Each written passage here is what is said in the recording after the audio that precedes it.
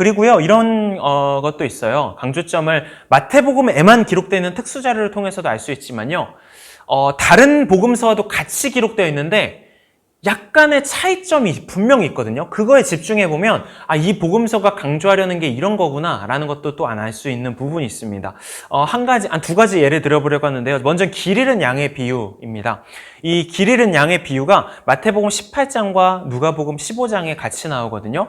마태복음 18장 어떤 사람에게 양 100마리가 있는데 그 가운데 한 마리가 길을 잃었다고 하면 그는 99마리를 산에다 남겨두고서 길 잃은 그 양을 찾아 나서지 않겠느냐 라는 구절이 나오고요. 누가복음 15장에도 아주 유사하게 나옵니다. 어떤 사람이 양 100마리를 가지고 있는데 그 가운데서 한 마리를 잃으면 99마리를 들에 두고 그 길을 잃은 양을 찾을 때까지 찾아다니지 않겠느냐 라는 기록이 유사하게 나와요. 되게 똑같은 얘기 같잖아요. 왜 이걸 굳이 두 번 반복하나 싶지만 자세히 보시면 차이가 있습니다. 여러분 혹시 이렇게 알아차리셨는지 모르겠지만요. 보시면 이 마태복음의 기록은요. 양 100마리가 있는데 그 가운데 한 마리가 길을 잃은 거예요. 그러니까 다시 말해서 양이 길을 잃은 거예요. 양의 잘못인 거죠. 근데 누가복음의 기록은 보면 미묘하게 다릅니다. 어떤 사람이 양 100마리를 가지고 있는데 그 사람이 양 한 마리를 잃어버린 거예요. 그러니까 양을 가지고 있는 어떤 소유주의 잘못인 거죠. 이렇게 약간 표현이 미묘하게 다릅니다. 의도한 건 뭘까요? 마태복음은 양의 잘못을 말하고 누가복음은 목자의 잘못 또는 이 양을 가지고 있는 소유주의 잘못을 이야기해요. 왜 이런 차이가 있을까를 생각해보면 마태복음은요. 이 비유를 가지고 강조하고자 하는 메시지가 용서예요. 용서. 그래서 실제로 이 부분 18장에 기록되어 있는 이 앞뒤의 내용을 보시면요. 공동체에 잘못한 사람들을 어떻게 대해야 하는지 또 그 이후에 잘못한 사람에 대해서 7번씩 70번이라도 용서해야 되는 이유와 그에 관련된 비유들이 예수님의 비유들이 나오거든요. 그러니까 여기서 강조점은 너희 중에 양 하나가 잘못해서 길을 잃고 떠났다 할지라도 그 사람을 용서해서 계속해서 찾으라는 거예요. 그게 이 마태복음의 강조점이고요. 누가복음은 조금은 다릅니다. 이것도 길게 설명하면 너무 복잡하지만 어떤 사람에게 양이 있는데 하나를 잃은 거예요. 공동체의 실수로 양을 잃어버렸을 때 포기하지 말고 외면하지 말고 무시하지 말고 끝까지 찾으라는 거예요. 그 양 한 마리 되찾았을 때 하나님의 기쁨이 얼마나 크겠냐. 계속해서 되찾기까지 노력하라. 포기하지 말아라. 라는 류의 어떤 강조점을 담고 있습니다. 이런 식으로 약간 다른 거죠. 비슷한 내용이더라도 이런 차이를 좀 이렇게 집중해 보시면 각 복음서마다 강조하고자 하는 메시지가 좀 선명히 드러나기도 합니다.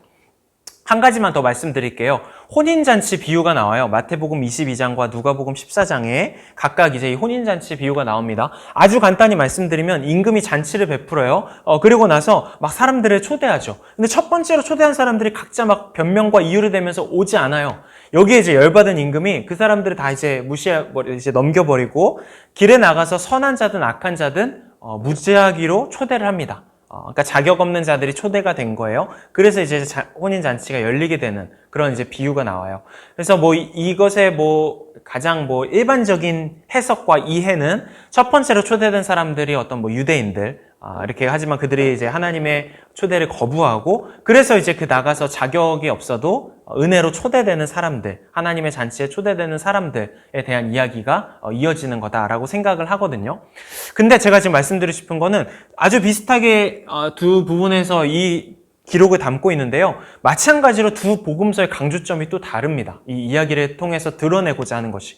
누가복음의 이야기는 나중에 하기로 하고요. 마태복음은 이 1절에서 10절까지 비슷한 이야기를 쓴 다음에 11절에서 14절까지 또 특수 자료를 하나 넣어요. 그게 뭐냐면 이제 그냥 은혜롭게 끝나는 것 같잖아요. 자격 없이 임금이 다 초대해서. 그런데 한 사람이 혼인 예복을 입지 않은 한 사람이 있어요.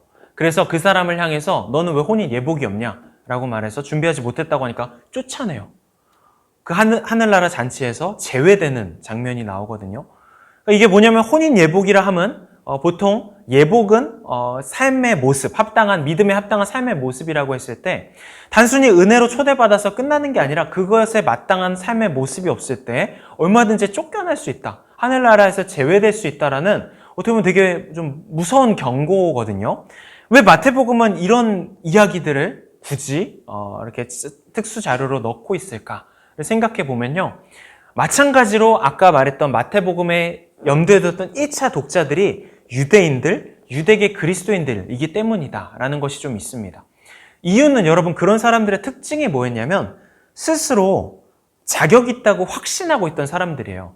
스스로 난 아브라함의 후손이고 적통이고 또 유대인이고 율법을 지키고 있고 이런 스스로는 하나님 나라에 누구보다 가까운 사람이다라는 어떤 확신이 있었던 거죠. 그런 사람들을 향해서 경고하고 있는 겁니다. 마태복음은 그래서 사실 이 부분뿐만 아니라 행함 없는 믿음에 대한 경고가 아주 많아요. 그래서 너희의 믿음에 합당한 행위와 열매가 없다면 얼마든지 하늘나라에서 제외될 수 있다. 주여 주여 하는 자마다 천국에 들어가는 것이 아니라 하나님의 뜻대로 행하는 자가 더 중요한 거다. 이런 어떤 경고들이 굉장히 많습니다. 주요 염두에 두고 있는 독자들이 그런 사람들, 스스로 자격 있다라고 확신했던 사람들이었기 때문이죠. 그래서 이런 특수 자료들을 또 이런 차이점에 집중해 보면 마태복음의 주요 강조점이나 계속 드러내고자 하는 핵심 메시지가 이런 거구나라는 것을 이해해 보실 수 있는 거겠죠. 마치면서 여러분 왜 이런 걸 알아야 될까라는 이야기를 잠시만 말씀드리고 싶어요. 말씀의 적용을 지혜롭게 할 수 있는 장점이 있습니다. 이게 무슨 말이냐면 제가 그런 안타까움이 좀 있어요. 교회에 이렇게 잘 다니는 정말 참 착한 청년들이 죄송한 표현이지만 말씀을 적용함에 있어서 약간 이렇게 되게 헛발질을 하면서 너무 스스로 가혹하게 적용하는 경우가 굉장히 많더라고요. 또는 너무 태만하게 적용하는.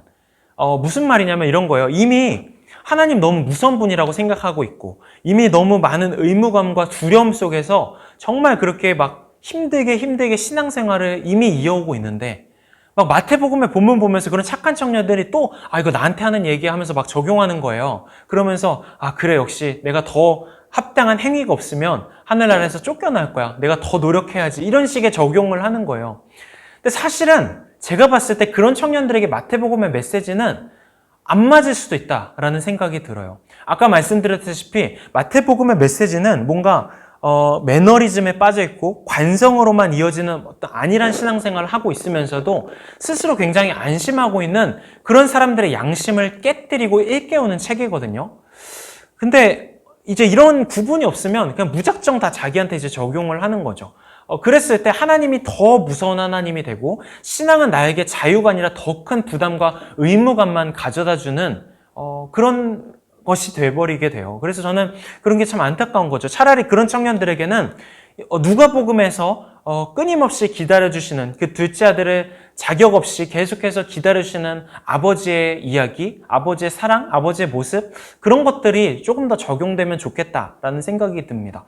다시 말해서 여러분 이 복음서마다의 강조점이 무엇인지 알고 이 복음서가 1차적으로 어떤 사람들을 대상으로 썼다라는 것을 이해하고 기억하고 계시면요.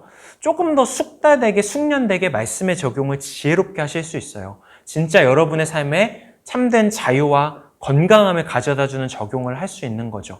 그래서 뭔가 또 재미도 생길 수 있고요. 요리를 할 때 그냥 막 이런 레시피대로 그대로 막 기계적으로 따라하는 요리보다는 내가 나의 그날의 상태와 컨디션과 또 나의 기분을 알고 또 이 재료의 특성을 알고 그것에 따라 내가 마음대로 조합도 해보고 맞게 또 활용돼 보면 그때 더 재미가 있고 맛이 있는 거잖아요. 성경도 저는 마찬가지라고 생각합니다. 그런 의미에서 이런 복음서마다의 강조점과 또 염두에 두고 있는 메시지들 또는 독자들 이런 이야기들을 같이 좀 해나가면서 여러분들도 이해해 가시면 더 도움이 되시지 않을까 생각이 듭니다. 네, 그러면 오늘 첫 번째 시간은 이렇게 마치도록 하겠습니다.